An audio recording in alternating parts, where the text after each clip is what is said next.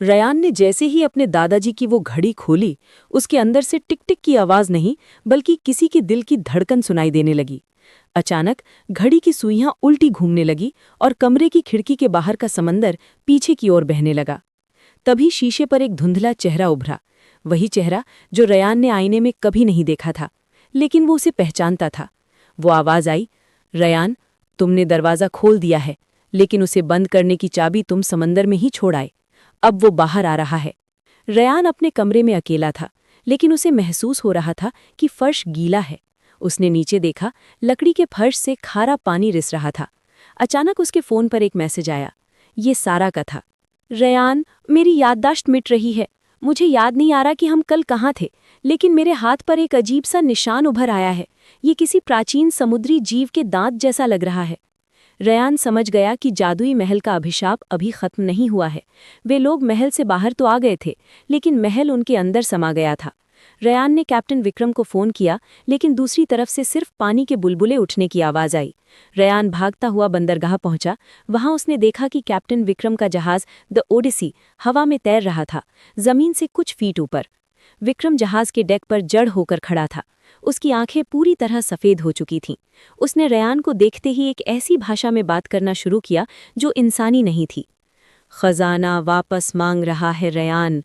जिसे तुमने यादों का खजाना समझा था, वो असल में समय की आत्मा थी। तुमने उसे छूकर समय का संतुलन बिगाड़ दिया है। अचानक समंदर के बीचों बीच एक विशाल भंवर उठा, लेकिन इस बार पानी नीचे नहीं जा रहा था, बल्कि नीचे से वो स्वर्ण महल ऊपर आ रहा था। वो जादुई बुलबुला पूरे शहर को अपनी चपेट में लेने वाला था। रयान को एहसास हुआ कि उसके दादाजी ने उसे घड़ी क्यों भेजी थी। घड़ी के सेल की जगह एक छोटा सा नीलम यानी सफ़ायर लगा था। यही वो चाबी थी जो महल के मुख्य इंजन को रोक सकती थी। ईशान ने अपनी तकनीक का इस्तेमाल कर बताया, रयान, अगर तुम इस नीलम को वापस महल के केंद्र में लगा दोगे तो समय फिर से सीधा चलने लगेगा। लेकिन एक समस्या है, जो भी उस केंद्र को छुएगा वो खुद समय का हिस्सा बन जाएगा।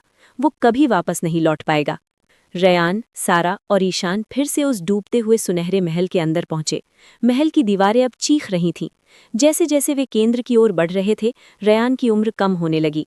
वो जवान से बच्चा बनने लगा। रयान समझ गया कि समय उसे मिटाने की कोशिश कर रहा है। तभी उसे एक आवाज़ सुनाई दी, रयान, यहाँ आओ।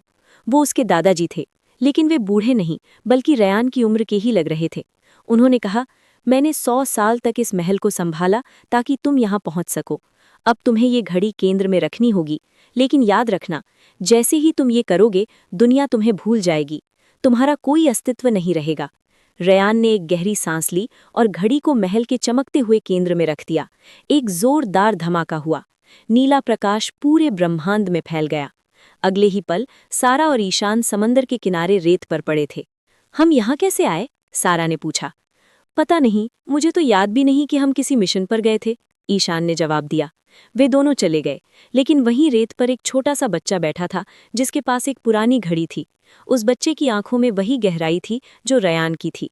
तभी एक राहगीर ने पूछा, बेटा, तुम्हारा नाम क्या है? बच्चे ने मुस्कुराते हुए घड़ी की ओर देखा, जिस पर अब रयान का नाम नहीं बल्कि एक आने वाली तारीख लिखी थी। बच्चे ने कहा, मेरा कोई नाम नहीं है, मैं बस इंतजार कर रहा हूं।